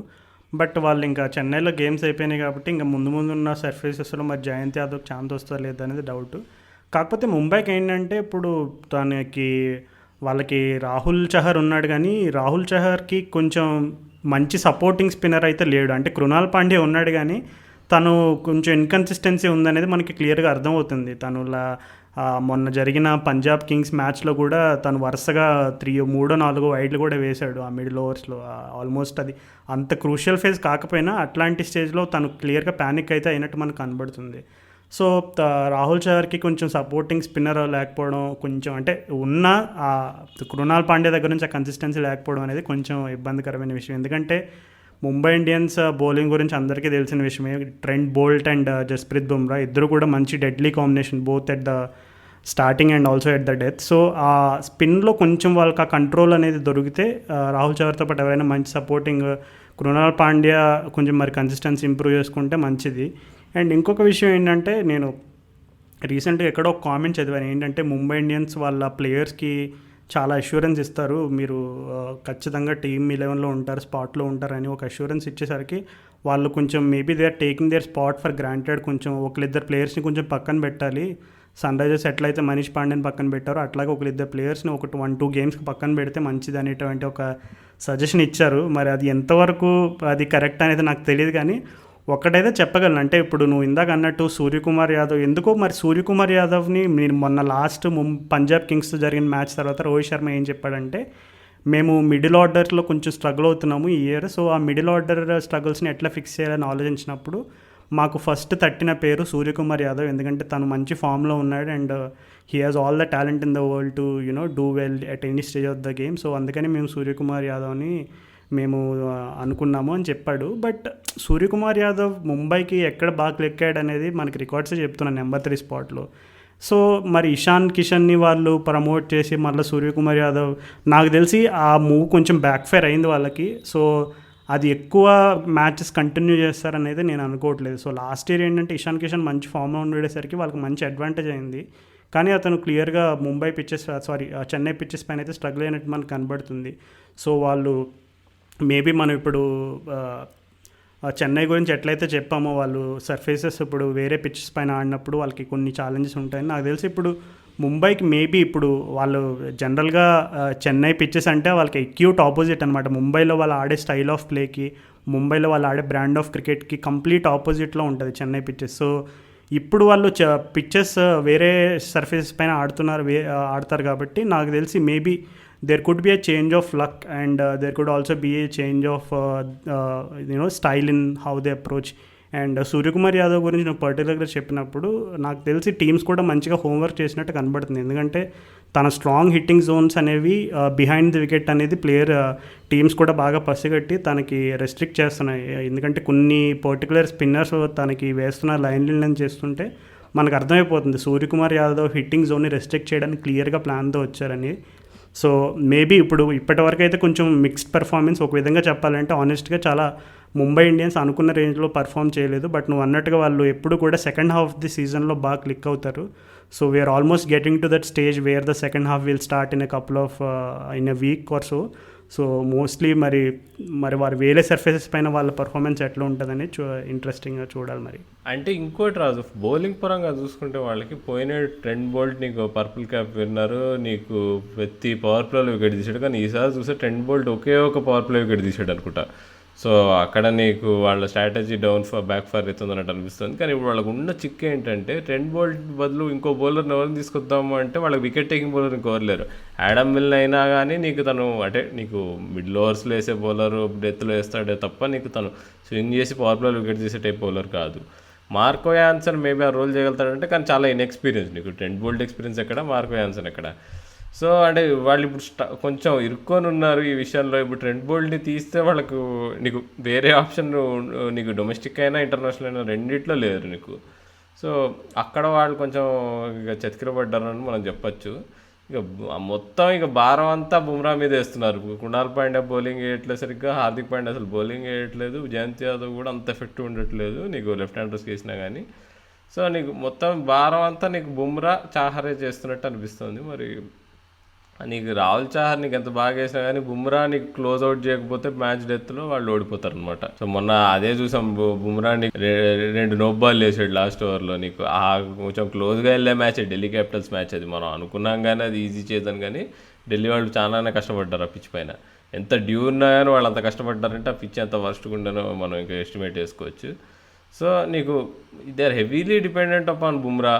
నీకు బ్యాటింగ్ పరంగా అయితే తను రోహిత్ శర్మ ప్రతి ఏడు అసలు ముంబైకి అసలు సరిగ్గా ఆడాడు, ఇండియాకే బాగా ఆడతాడు, ముంబైకి సరిగ్గా ఆడాడు అనుకుంటే తను ఒక్కడే బాగా ఆడుతున్నాడు చూస్తే ప్రతి మ్యాచ్లో. నీకు చెన్నై పిచ్ పైన నాకు తెలిసి అసలు బెస్ట్ బ్యాటింగ్ చేసింది నాకు తెలిసి, ఆల్రౌండ్ బ్యాటింగ్ చేసింది డివిలియర్స్, మ్యాక్స్వెల్ని పక్కన పెడితే రోహిత్ శర్మనే నాకు తెలిసి ఆ చెన్నై లెగ్లో జరిగిన మ్యాచెస్ అన్నిట్లో.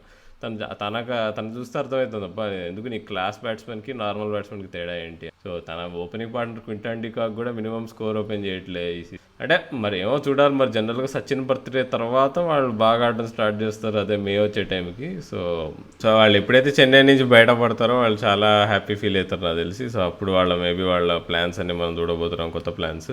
సో మూవింగ్ ఆన్ మనం పంజాబ్ గురించి మాట్లాడుకుందాం. అసలు వాళ్ళు ఎందుకో నీకు బాగా మిక్స్డ్గా ఉంది వాళ్ళ పర్ఫార్మెన్స్. నీకు ఒక మ్యాచ్ బాగా ఆడతారు, కేఎల్ రాహుల్ ఒక మ్యాచ్ స్ట్రైక్ రేట్ బాగా మెయింటైన్ చేస్తాడు, ఇంకో మ్యాచ్ చాలా వర్స్ట్గా మెయింటైన్ చేస్తాడు. నీకు ఒక మ్యాచ్ ఏమో గేల్ అసలు ఏం ఆడలేదు అని తిట్టుకుంటుండే, కానీ చూసుకుంటే మొన్న మ్యాచ్ ఒక డిఫికల్ట్ పిచ్ మీద కూడా గేల్ చాలా కంట్రోల్డ్గా చాలా జాగ్రత్తగా ఆడి నీకు టీంని గెలిపించాడు ఢిల్లీ ముంబై ఇండియన్స్ మీద. సో నీకు పంజాబ్ వాళ్ళకి ఇంకా అంటే వాళ్ళు ఎప్పుడైతే సన్ రైజర్స్తో మ్యాచ్ ఓడిపోయారో ఇక వాళ్ళ పని అయిపోయింది అనుకున్నా, కానీ వాళ్ళు ఇంకా కంపోజర్ మెయింటైన్ చేశారు. సో వాళ్ళు ఇంకా కంటెండర్ అంటావా రాజు, వాళ్ళు టాప్ 4కి ఇంకా ఉందంటావు వాళ్ళలో. ఎందుకంటే వాళ్ళలో ఆబ్వియస్ వీక్నెసెస్ ఉన్నాయి. నీకు జై రిచర్డ్సన్ నంబర్ 7 ఆడించాల్సి రావడము, నీకు స్పిన్లో వాళ్ళు ఒక చేసిన ఏదో పని ఏంటంటే సన్ రైజర్స్తో ఆడుతున్నప్పుడు రవి బిష్ణోయ్ని ఆడించలేదు. అసలు అది ఎంత పెద్ద బ్లండర్. అసలు నీకు చెన్నై పిచ్ మీద రవి బిష్ణోయ్ని ఆడించకుండా వాళ్ళు నీకు సెకండ్ స్పిన్ ఆప్షన్ నీకు ఫేబియన్ యాలన్ని, దీపక్ కూడా అన్ని పెట్టుకొని ఆడారు వాళ్ళు. ఇప్పుడు నీకు మొన్న మ్యాచ్లో కూడా 2 లెగ్ స్పిన్నర్లు ఆడుంటే మజా వచ్చేది, మురుగన్ అశ్విన్ ఇంకా నీకు రవి బిష్ణోయ్. కానీ వాళ్ళు ఆ పని చేయలేదు. వాళ్ళు ప్రాబ్లీ బ్యాటింగ్ డెప్త్ కోసం అని చెప్పేసి వాళ్ళు సాక్రిఫైస్ చేశారు సెకండ్ స్పిన్నర్ని. పంజాబ్ కింగ్స్ వాళ్ళు ఆటోమేటిక్గా ఒక్కటైతే ఒప్పుకోవాలి, కేఎల్ రాహుల్ పైన కొంచెం ఎక్కువ డిపెండెంట్ ఉన్నారు అనే అనే విషయం అయితే వాస్తవం అది.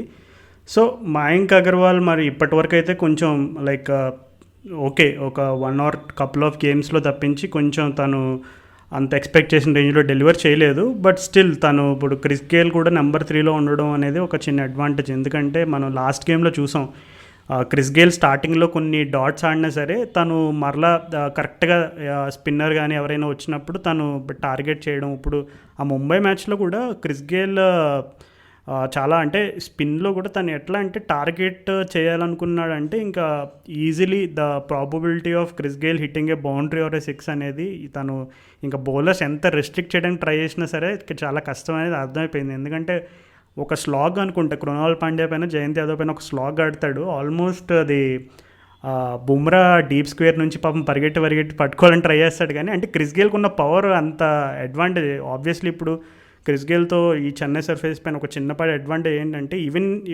అక్కడ బౌండరీలు పోవడమే కష్టంగా ఉంది. అట్లాంటిది క్రిస్ గేల్ లాంటి ప్లేయర్తో ఏంటంటే ఇప్పుడు సేమ్ డివిలియర్స్ అండ్ మ్యాక్స్వెల్ ఎట్లా అయితే ఒక నాక్ తోటి ఇన్నింగ్స్ని కంప్లీట్గా మార్చేసావు, క్రిస్ గేల్ దగ్గర కూడా పొటెన్షియల్ ఉంది. కాబట్టి so they might benefit having Chris Gayle. But కొంచెం బౌలింగ్ పరంగా అయితే వాళ్ళు కొంచెం స్లైట్లీ వీక్ ఉన్నట్టు కనబడుతుంది. సో మేబీ ఒకవేళ కనుక వాళ్ళు ప్లే ఆఫ్స్కి చేరలేకపోతే వాళ్ళ బౌలింగే వాళ్ళని హర్ట్ చేస్తుందేమో అని అనుకుంటున్నాను. ఆఫ్కోర్స్ షమీ లాంటి వరల్డ్ క్లాస్ బౌలర్ అయితే ఉన్నాడు, కానీ తనకు సపోర్ట్గా ఉన్న బౌలర్స్ ఇప్పుడు హర్షదీప్ అయితే లాస్ట్ ఇయర్ నుంచి కూడా చాలా బాగా కన్సిస్టెంట్గా పర్ఫామ్ చేస్తున్నాడు పంజాబ్కి. అండ్ రవి బిష్ణోయ్ కూడా చూపించాడు. బట్ వాళ్ళు they all have to click in unison. ఇప్పుడు ఒక గేమ్లో షమీ క్లిక్ అయ్యి, ఒక గేమ్లో బిష్ణోయ్ క్లిక్ అయ్యి, ఒక గేమ్లో హర్షదీప్ క్లిక్ అయ్యి, ఇట్లా అయితే టీమ్స్ గెలవడం కష్టం. సో అందరూ కూడా కొంచెం బౌలింగ్ తను షమీకి కొంచెం సపోర్ట్ చేస్తే కనుక మంచిగానే పోతుంది వాళ్ళ సీజన్ అయితే. కాకపోతే అదే ఇప్పటివరకు ఆడిన పర్ఫార్మెన్సెస్ని బట్టి అయితే నాకు ఎందుకో వాళ్ళ ముందున్న సీజన్ ఎక్కువ వాళ్ళ ప్లేయర్స్కి పోతారా లేదనేది వాళ్ళ బౌలింగ్ పైన డిపెండ్ అయి ఉన్నదే అని నేను అనుకుంటున్నాను. అసలు మొన్న ముంబై ఇండియన్స్ మ్యాచ్లో వాళ్ళు నేను భయంకరంగా వెయిట్ చేస్తుండే ఎప్పుడు నీకు కృణాల్ పాండ్యా వర్సెస్ దీపక్ కూడా బ్యాటిల్ నడుస్తుందా అని చూస్తే అది ఆ ఛాన్స్ మనకు రాలేదు. బట్ వాళ్ళు ఏందో రాజు ఒకటి ఏంటంటే దీపక్ కూడా చేత ఎందుకు ఓపెనింగ్ బౌలింగ్ వేయించారో నాకు అర్థం కాలేదు. వాళ్ళు నీకు ఎంత చెన్నై అయినా సరే నీకు అక్కడ నీకు క్వింటన్ డికాక్ ఉన్నాడు, ఇంకొక వికెట్ తీశాడు. బట్ అంటే వాళ్ళు దాని బదులు నీకు షమీకే ఇవ్వచ్చు కదా, నీకు తన ఓపెనింగ్ స్పెల్లోనే తను రోహిత్ శర్మ వికెట్ తీసేవాడుగా. మరి అంటే కొంచెం స్ట్రేంజ్ టాక్టిక్స్ వాళ్ళతో వర్క్ అయినా కానీ మోజెస్ హెన్రికెస్ చేత మరి ఓపెనింగ్ స్పెల్ వేయడం మాత్రం అది మాత్రం మైండ్ బ్లాక్ అయింది. అదేంటంటే వాళ్ళు ఎగ్జాక్ట్లీ ఢిల్లీ క్యాపిటల్స్ వాళ్ళు కూడా అట్లానే ఆడారు. నీకు చూసుకుంటే ఆ ముందు మ్యాచ్ ముంబై ఇండియన్స్ని ఓడించారు. ఎట్లా అంటే వాళ్ళు నీకు స్టాయినిస్ ఓపెన్ చేశాడు, రబాడా ఏమో నీకు స్పాట్ ప్లే తర్వాత బౌలింగ్ వేసాడు. స్టాయినిస్ సడన్గా నీకు ఓపెనింగ్ చేసేటప్పటికి ముంబైకి అర్థం కాలేదు ఏం చేయాలో. సేమ్ అదే టెంప్లెట్ వాడి వీళ్ళు కూడా మోజస్ హెన్రికెస్ చేత ఓపెనింగ్ చేయించారు. తను 3 overs 12 runs ఇచ్చాడు. కానీ అది మాత్రం కంటిన్యూ అవుతుంది ప్రతి మ్యాచ్లో. నీకు మోజస్ హెన్రికెస్ నీకు నీకు నీకు చెన్నై అయినా ఏదైనా కానీ ఢిల్లీ పిచ్ అయినా కానీ ఒకవేళ ఓపెనింగ్ బౌలింగ్ వేస్తారని తెలిస్తే టీమ్స్ మాత్రం భయంకరంగా టార్గెట్ చేస్తారు. సో వాళ్ళు ఏదో ఒకటి అంటే ఇది వాళ్ళు ఏదైతే టెంప్లెట్ వాడారో ఈ ఒక్క మ్యాచ్లో ముంబైతో గెలవడానికి అది కంటిన్యూ అవుతుందని అయితే మనం అనుకోవాలి. నాకు తెలిసి సీఫర్ చెన్నై సీఫర్ కాపీయింగ్ అది. ఎందుకంటే పంజాబ్ కింగ్స్ వాళ్ళు ముంబై పైన వాళ్ళు యూస్ చేసిన స్ట్రాటజీ చూసుకుంటే నువ్వు అన్నట్టుగా ఢిల్లీనే కాదు, ఇప్పుడు సన్ రైజర్స్ వాళ్ళు ఎట్లయితే వాళ్ళ పైన గెలిచారు పంజాబ్ పైన, స్టార్టింగ్లో అభిషేక్ శర్మ వేసి మరలా మిడిల్ ఓవర్స్లో స్పిన్తో కంట్రోల్ చేసి ఎట్లయితే వాళ్ళు సేమ్ స్క్రిప్ట్ ముంబై పైన ఇంప్లిమెంట్ చేశారనమాట. సో అంతకుముందు ఢిల్లీ మ్యాచ్లో నువ్వు చెప్పినట్టుగా స్టాయినిస్ ఎగ్జాంపుల్ కూడా సేమ్ అట్లా. సో సర్ఫేసెస్ చెన్నైలో ఎట్లున్నాయంటే ఇంకా టీమ్స్ వాళ్ళు అనుకునే స్ట్రాటజీస్ కంటే అరే మన ముందు వాళ్ళు ఆడిన మ్యాచ్లో ఏ స్ట్రాటజీ వర్కౌట్ అయింది అదే మనం కూడా ఎగ్జిక్యూట్ చేద్దామని స్టేజ్లో ఉన్నారు. So I don't think it is a good sign of you know like pitch ఎట్లా ఉందనేది చెప్పడానికి కొంచెం అది నిజంగా కరెక్ట్ ఫ్యాక్టర్ అయితే కాదు. బట్ ఓవరాల్గా అయితే చెన్నైలో గేమ్స్ మరీ అంటే ఎక్స్పెక్ట్ చేసినంత ఎక్సైట్మెంట్ అయితే ప్రొవైడ్ చేయట్లేదు. అంటే as compared to Mumbai. Of course low scoring థ్రిల్లర్స్ని కూడా ఎంజాయ్ చేసే వాళ్ళు ఉంటారు, కానీ బ్యాట్స్మెన్ మరీ అంత ఘోరంగా స్ట్రగుల్ అవ్వడం అనేది ఆఫ్టర్ పవర్ ప్లే ఓవర్స్ అనేది కొంచెం ఇబ్బందికరమైన విషయమే ఫ్యాన్స్ అని చెప్పాలి. అవును రాజు, అసలు నీకు అందరూ ప్రతి ఒక్క ప్లేయర్ అయినా కానీ ఎవరైనా కానీ చెన్నై పిచ్ని ఓపెన్గా తిడుతున్నారు. అసలు నీకు మొన్న అయితే సన్ రైజర్స్ ఏదో వాళ్ళు ఏదో ఒక చిన్న వీడియో పెడితే దాంట్లో నీకు బేర్స్టో ఇంకా నీకు భూవి మాట్లాడుకుంటుండే. అసలు వాళ్ళైతే ఓపెన్గా జోకులు వేసుకుంటున్నారు చెన్నై పిచ్ మీద. వాళ్ళు ఏదో స్టార్టింగ్లో హెల్ప్ చేస్తాము మీకు అన్నట్టు అన్నారు, కానీ చూస్తే వాళ్ళు చెన్నై ఆడట్లేదు అని చెప్పేసి అందరి టీంల మీద రివెంజ్ తీసుకుంటున్నారు వాళ్ళు క్యూరేటర్స్ అన్నట్టు ఏదో జోక్ వేసాడు కూడా భూవి. సో అట్లుంది టాక్ ఆ పిచ్ గురించి బయట. So I'm very happy Chennai leg అయిపోతుంది, టీంలన్నీ అక్కడి నుంచి మూవ్ అయిపోతున్నాయి. బికాజ్ ఎందుకంటే clearly it is not good cricket, అది మాత్రం చెప్పడానికి ఏమీ సందేహం లేదు. సో నిన్న మరి రాజస్థాన్ అండ్ కేకేఆర్ ఇద్దరు కూడా ఒక ఆల్మోస్ట్ వాంకేడ్ ఎక్స్పెక్ట్ చేయని లో స్కోరింగ్ థ్రిల్లర్ ఇచ్చారు. అండ్ మనకి ఇంకా టీమ్ రివ్యూలో మిగిలిన 2 టీమ్స్ కూడా అవే. సో ఏ టీంతో స్టార్ట్ చేద్దాం?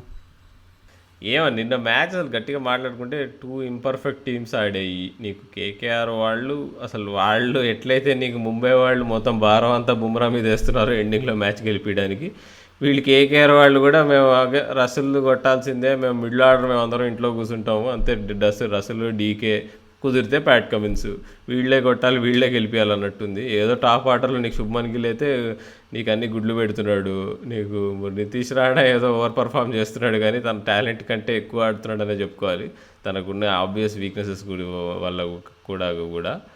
సో బట్ వాళ్ళకి మార్గన్ నీకు మినిమం ఆడట్లేదు. నిన్న ఏంటంటే మార్గన్ రన్అట్ అయ్యాడు, బాల్ ఫేస్ చేయకుండా రన్అట్ అయ్యాడు. మరి బ్యాటింగ్ పరంగా మార్గన్కి టైం అస్సలు నడవట్లేదు. మరి వాళ్ళేమో పోయినాడే తను క్యాప్టెన్ చేశారు. మరి అంటే ఇప్పుడు ఈ వెంకీ మైసూర్ మస్తు కబుర్లు చెప్తుంటాడు కేకేఆర్ గురించి, మా బ్రాండ్ గురించి, మేము ఎట్లయితే టీం బిల్డింగ్ చేస్తామో మేము వీఆర్ వెల్ ప్లాన్డ్ అంటాడు. కానీ ఏమాటకామంటే చెప్పుకోవాలి కేకేఆర్ వాళ్ళు లాస్ట్ 4 years నుంచి మోస్ట్ ఇన్కన్సిస్టెంట్ టీం అని చెప్పుకోవచ్చు. వాళ్ళు నీకు అంటే పంజాబ్ లాంటి టీం కూడా ఇన్కన్సిస్టెంట్, కానీ కేకేఆర్ ఏంటంటే మరీ నీకు రస్సులు ఆడి గెలిపిస్తే నీకు పీక్ అది మౌంట్ ఎవరెస్ట్ మీద ఉన్నట్టు కనిపిస్తారు, లేకపోతే మరీ పాతాళంలో ఉన్నట్టు అనిపిస్తారు. సో పంజాబ్ అంటే అట్లీస్ట్ ఆ యాంప్లిట్యూడ్ కొంచెం తక్కువైనా ఉంటుంది, ఇక ఆ సింపుల్ హార్మోనిక్ మోషన్లో ఉండే యాంప్లిట్యూడ్.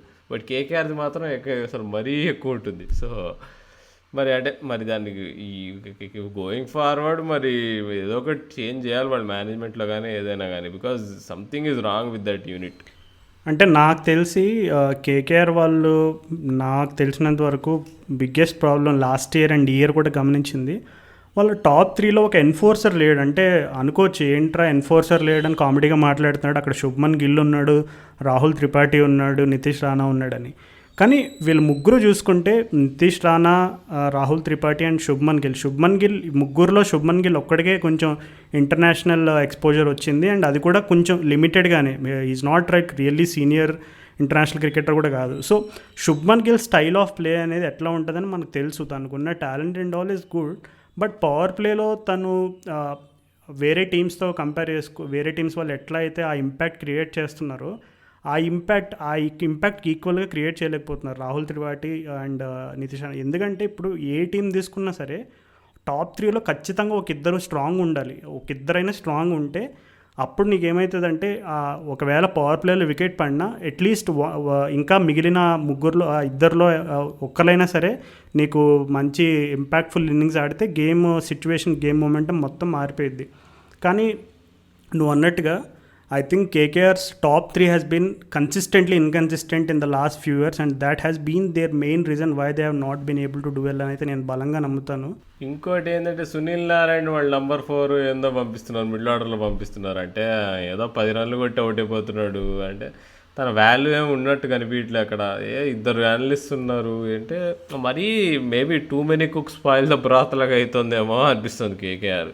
వాళ్ళు మరీ మ్యాచప్స్ అన్నీ మిక్సీలో వేసి మళ్ళీ దానికి తోడు బ్రెండన్ మకలము ఇంకా నీకు ఆయన మార్గన్ ఇద్దరు కలిసి వాళ్ళు ఇన్స్టింక్టివ్ డిసిషన్స్ కొన్ని తీసుకుంటారు ఫీల్డ్ మీద. వాళ్ళు నీకు ఎట్లా అంటే we should go all in, పోకర్లో ఆల్ ఇన్ ఎట్లయితే పోతారో అట్లా పోదామంటారు వాళ్ళు. సో ఇవన్నీ క్లాష్ అయ్యి ఎందుకో వాళ్ళు ఆ కిచడీ సరిగ్గా ఉండట్లే అనిపిస్తుంది. శుభ్మన్ గిల్ మాత్రం చాలా పెద్ద డిసప్పాయింట్మెంట్గా తయారయ్యాడు నీకు. అసలు తను మొన్న అయితే అదేంటి ఆర్సీబీతో జరిగిన మ్యాచ్లో అయితే నీకు రన్లు కొట్టలేదు, అవుట్ అవ్వలేదు. 11 ఆఫ్ 19 బాల్స్ ఆడి కూర్చొని నీకు రన్అట్ అయ్యాడు, అసహ్యంగా రన్అట్ అయ్యాడు.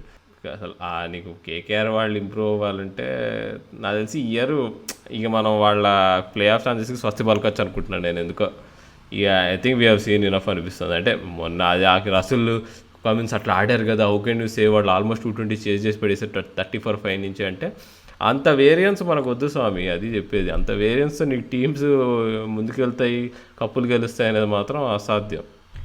అవును రాహుల్, నెక్స్ట్ ఇయర్ అయితే నేను ఒక ఆబ్వియస్ చేంజ్ ఎక్స్పెక్ట్ చేస్తున్నాను. కేకేఆర్ వాళ్ళు అది మెగా ఆప్షన్ ఉన్నా ఏ ఆప్షన్ ఉన్నా ఆ టాప్ 3లో మాత్రం ఖచ్చితంగా ఎవరో ఒక స్ట్రాంగ్ ప్లేయర్ని తీసుకొస్తారని నేనైతే బలంగా నమ్ముతున్నాను. ఎందుకంటే కేకేఆర్ వాళ్ళకి ఇప్పటికి కూడా టాప్ 3లో ఇష్యూస్ ఉన్నాయని అర్థం కాలేదు అంటే good luck to them.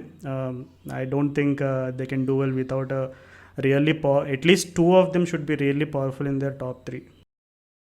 Okay, ఇప్పుడు రాజస్థాన్ వాళ్ళు చూసుకుంటే కూడా వాళ్ళు అంటే నీకు అంటే వాళ్ళకి సగం టీము ఇంట్లో కూర్చుంది పోయి, నీకు బట్లర్ సరిగ్గా ఆడట్లేదు. తను పక్కన పెడితే నీకు లైమ్ లివింగ్స్టన్ ఏమో నాకు ఇదేంటి మెంటల్ హెల్త్ ఇష్యూస్ ఉన్నాయని చెప్పి ఇంటికి వెళ్ళిపోతాను వెళ్ళిపోయాడు. బెన్ స్టోక్స్కి ఏమో వేలు ఇరిగింది. నీకు ఆర్చర్ ఏమో వస్తా అన్నట్టు అన్నాడు, 2 వారాల తర్వాత తను రాడని చెప్పి డిక్లేర్ చేశాడు. ఇంకా వాళ్ళు ఎఫెక్టివ్లీ వాళ్ళ స్ట్రెంత్ అంతా సగం అయిపోయింది నీకు. సో వాళ్ళు మరీ ఇంగ్లాండ్ ప్లేయర్స్ మీద ఒకే ఒక దేశం మీద బాగా డిపెండ్ అవ్వడం వల్ల వాళ్ళకి రిజల్ట్ కనిపిస్తుందని చెప్పుకోవచ్చు మనం. కానీ డొమెస్టిక్ ప్లేయర్స్ మాత్రం వాళ్ళకి రాస్తారు, వాళ్ళకి ఫుల్ లైఫ్ పెట్టి ఆడుతున్నారు. ఉన్నాడు కట్టు కూడా ఈ ఏడు చాలా బాగా ఆడుతున్నాడు. చేతన్ సక్కరియా కూడా ప్రతి మ్యాచ్ బాగా ఆడుతున్నాడు. రియాన్ పరాగ్ కూడా దానికి తగినంత ఏదో ఆడుతున్నాడు. శివం దూబే కూడా నిన్న మ్యాచ్లో చూస్తే బాగానే ఆడాడు. ఆ రోజుకి ఆర్సీబీ మ్యాచ్లో కూడా ముందు కూడా నీకు తను మిడిల్ ఆర్డర్లో మంచి ఇన్నింగ్సే ఆడాడు. నీకు కొంచెం వాళ్ళు ఇక లో టోటల్ కొడతారు అనుకుంటే వాళ్ళు మిడిల్ ఆర్డర్లో తను తివాతే వీళ్ళందరూ కొంచెం అటు ఇటు చిన్న చిన్న ఇన్నింగ్స్లు ఆడి నీకు స్కోర్ని 178కి తీసుకెళ్లారు. ఇక శాంసన్ చూసుకుంటే తన ప్రతి ఇయర్ స్టోరీలానే ఉంది. నీ ఎస్పెషల్లీ తను ఒక డిస్మిషన్ ఉంటుంది రాజు, శాంసన్ పుల్ షాట్ ఆడుతూ అవుట్ అవుతాడు. నీకు అది ఎంత కామన్ అంటే ప్రతి ఐపీఎల్లో 3 సార్లు మినిమం చూస్తాం. అది ఓ షార్ట్ ఆఫ్ లెంత్ బాల్ వేస్తారు, పుల్ చేయడానికి ట్రై చేస్తాడు, అది మిడాన్లో క్యాచ్ వస్తుంది. నిన్న జరిగిన మ్యాచ్లో నీకు యాంకర్ చేసుకుంటూ నీకు 40 ఆడి గెలిపించాడు. కానీ బట్ అదర్వైజ్ నీకు శాంసన్ పర్ఫార్మెన్సెస్ అసలు అంటే it is nothing new. First మ్యాచ్లో 100 కొట్టాడు, సూపర్ డూపర్ హిట్ అన్నాము. తర్వాత చూస్తే నీకు ఎక్స్పెక్టెడ్ పర్ఫార్మెన్సెస్ లేవు. సో మొత్తానికి చూస్తే రాజస్థాన్ వాళ్ళు కూడా ఇక ప్లే ఆఫ్స్కి వెళ్ళారని మనం షూర్ షాట్గా చెప్పుకోవచ్చు. నీకు స్పిన్నర్ కూడా వాళ్ళ మెయిన్ స్పిన్నర్ వచ్చేసి నీకు రాహుల్ తెవాతియా. నీకు శ్రేయస్ గోపాల్ని ఆడిస్తే నీకు ఆ మ్యాచ్లో తను ఇష్టం వచ్చినట్టు ఆడుకుంది నీకు కోహ్లీ డేవిడ్ పడికల్ జోడీ. సో మొత్తానికి వాళ్ళు ఏదో ఒకటి చేసి మిడ్ టేబుల్ ఫినిష్ అయితే వాళ్ళకు అదొక అచీవ్మెంట్ అని చెప్పుకోవచ్చు ఇప్పుడు ఉన్న వాళ్ళ స్క్వాడ్ స్ట్రెంత్ని చూస్తే. నాకు తెలిసి unless Jos Buttler or Sanju Samson ఇప్పుడు వాళ్ళిద్దరూ కూడా కన్సిస్టెంట్గా ఆడితేనే మా రాజస్థాన్కి ఛాన్సెస్ ఉంటాయి. ఎందుకంటే వాళ్ళ బౌలింగ్ చూసాము, they have a decent bowling attack. కానీ వాళ్ళ బ్యాటింగ్లో కూడా ఇనఫ్ బ్యాకప్ ఉంటేనే వాళ్ళు మ్యాచెస్ గెలవడం జరుగుతుంది. ఎందుకంటే మనం చూసాం వాళ్ళు ఆడిన మ్యాచెస్లో ఆ ఫస్ట్ మ్యాచ్ని మినహాయిస్తే మిగిలిన మ్యాచెస్లో కొంచెం క్లియర్గా స్ట్రగుల్ అయినట్టు కనబడుతుంది. సో ఆ ఫస్ట్ ఢిల్లీ క్యాపిటల్స్ పైన విక్టరీతో పక్కన పెట్టేస్తే మిగిలిన అండ్ పంజాబ్ పైన వాళ్ళు తక్కువ మార్జిన్తో ఓడిపోయారు. సో తర్వాత నుంచి మాత్రం వాళ్ళు క్లియర్గా అర్థమవుతుంది ఏంటంటే కొంచెం ఆ బ్యాటింగ్లో Jos Buttler and Sanju Samson మరి మేబీ ఆ ఓపెనింగ్ స్లాట్ కూడా ఒక పెద్ద హెడేక్గా మారిపోయింది వాళ్ళకి. మనన్ వోరన్ ట్రై చేశారు కొన్ని మ్యాచెస్ కానీ తను ఫెయిల్ అయ్యాడు. అండ్ అలాగే నిన్న కేకేఆర్ మ్యాచ్లోకి యశస్వి జైస్వాల్ని తీసుకొచ్చారు. సో ఇందాక మనం కేకేఆర్ గురించి డిస్కస్ చేసుకుంటున్నప్పుడు ఎట్లయితే వాళ్ళ ఓపెనింగ్ అండ్ టాప్ 3 గురించి మాట్లాడుకున్నామో నాకు తెలిసి ఈ టీం కూడా జాస్ బట్లర్ని మినహాయిస్తే మరి ఆ రెండో స్లాట్ అనేది చాలా క్రిటికల్, అంటే తన పార్ట్నర్ ఎవరు ఉంటారు అనేది. సో కొన్నిసార్లు ఏమవుతుందంటే ఇప్పుడు జాస్ బట్లర్ తను ఇంగ్లాండ్ క్రికెట్లో కూడా ఆడినప్పుడు తనకి ఆపోజిట్ సైడ్లో బేర్స్టో కానీ జేసన్ రాయ్ కానీ ఉంటారు ఆడినప్పుడు. So Bairstow and Jason Roy అంటే almost equivalent match to Jos Buttler in terms of impact in T20 cricket. So ఎప్పుడైతే ఒకవేళ జాస్ బట్లర్ కొంచెం స్టార్టింగ్లో స్ట్రగుల్ అయినా ఆపోజిట్లో జేసన్ రాయ్ కానీ బేర్స్టో కానీ 4లు 6లు కొడితే తన పైన ప్రెషర్ పోతుంది. కానీ రాజస్థాన్ రాయల్స్లో జరగట్లేదు. ఇప్పుడు మనన్ మోరా కాంబినేషన్ చూసుకుంటే మనన్ మోరా ఇంకా ప్రెషర్ పెంచేసి వెళ్ళాడు తప్ప జాస్ బట్లర్ పైన ప్రెషర్ తీసే ఇన్నింగ్స్ ఒక్కటి కూడా ఆడలేదు. అండ్ యశస్వి జైస్వాల్ ఏమో పాపం ఇంకా చాలా యంగ్ అండ్ కొంచెం ఇన్ఎక్స్పీరియన్స్. సో తన కూడా బట్లర్ పైన ప్రెషర్ తీసే అంత ఇన్నింగ్స్ ఆడగలడా అంటే ఇప్పటికైతే డౌటే. సో కొంచెం టాప్ ఆర్డర్ కూడా మళ్ళీ వాళ్ళు టీం కనుక ప్లే ఆఫ్స్కి పోవాలని ఆశ ఉంటే నాకు తెలిసి సరే ఇంకా పోయిన ప్లేయర్స్ ఎవరో పోయారు, ఇంకా let's go all guns blazing అని సంజు శాంసన్ బట్లర్ని ఓపెనింగ్ తీసుకొచ్చి మిడిల్ ఆర్డర్లో వాళ్ళకి ఆల్రెడీ రియాన్ పరాగ్ అండ్ రాహుల్ తివాటియా ఇద్దరు కూడా కొంచెం అదర్ సమ్వాట్ రిలయబుల్ ప్లేయర్స్, అంటే మరీ అండర్ పెర్ఫామ్ చేసేంత ప్లేయర్స్ అయితే కాదు వాళ్ళు. సో ఏదైనా బ్యాటింగ్ మిడిల్ ఆర్డర్లో కొంచెం ఇష్యూస్ ఫిక్స్ చేసుకుని దూబే కూడా కొంచెం డీసెంట్ టచ్లో కనబడుతున్నాడు అప్పుడప్పుడు. సో దూబేని మిల్లర్ని ఎట్లోకట్లా ఆ స్లాట్స్ని మిడిల్ ఆర్డర్లో ఫిక్స్ చేసుకుని opening Jos Buttler and Sanju శాంసన్తో పోతే అట్లీస్ట్ వాళ్ళు ఓపెనింగ్ కాంబినేషన్ పవర్ఫుల్గా ఉంటే ఆటోమేటిక్గా మొమెంటం గేమ్ అంతా క్యారీ అయ్యి మ్యాచెస్ విన్ అయిన సిచ్యువేషన్స్ చాలా చూసాం మనం. సో ఒకవేళ ఆ ఓపెనింగ్లో శాంసన్ అండ్ బట్లర్ ఓపెన్ చేస్తే కనుక ఛాన్స్ ఉంటుంది. లేదంటే నువ్వు అన్నట్టుగా I think it is safe to assume that Rajasthan could be one of the first teams to be knocked out. But yeah ఐపీఎల్లో ఏ ప్రెడిక్షన్స్ చేసినా సరే మనం దాని గ్యారెంటీ ఇవ్వలేము. So let's wait and watch Rajasthan వాళ్ళు ఎక్కడి వరకు వెళ్తారు అనేది. ఓకే రాజు, సో ఇక మనం సన్ రైజర్స్ గురించి అయితే ఇవాళ మాట్లాడుకోం, ఎందుకంటే మనం ఎక్స్క్లూజివ్ ఎపిసోడ్ చేస్తున్నాము. సో సన్ రైజర్స్ ఫ్యాన్స్ ఎవరైనా వింటుంటే మీరు సన్ రైజర్స్ గురించి కబుర్లు అన్నీ వినదలుచుకుంటే మా సన్ రైజర్స్ ఎక్స్క్లూజివ్ ఎపిసోడ్స్ వినండి. సో ఇంకో విజ్ఞప్తి మీ అందరికీ ఏంటంటే మేము ఒక న్యూస్ లెటర్ స్టార్ట్ చేసాం, cricket Nagar news letter. News letter అంటే ఏం లేదు, బేసిక్గా ఒక వెబ్సైట్లో నీకు ఆర్టికల్స్ ఉంటాయి నీకు. అది న్యూస్ లెటర్ ఎందుకంటారంటే న్యూస్ పేపర్ ఎట్లయితే వస్తుందో ప్రతిరోజు పొద్దున్నే ఎవ్రీ వీక్ ఒకసారి ఒక న్యూస్ లెటర్ ఈమెయిల్ రూపంలో ఆ న్యూస్ లెటర్ ఎడిషన్ మీ ఇంటికి వస్తుందన్నమాట.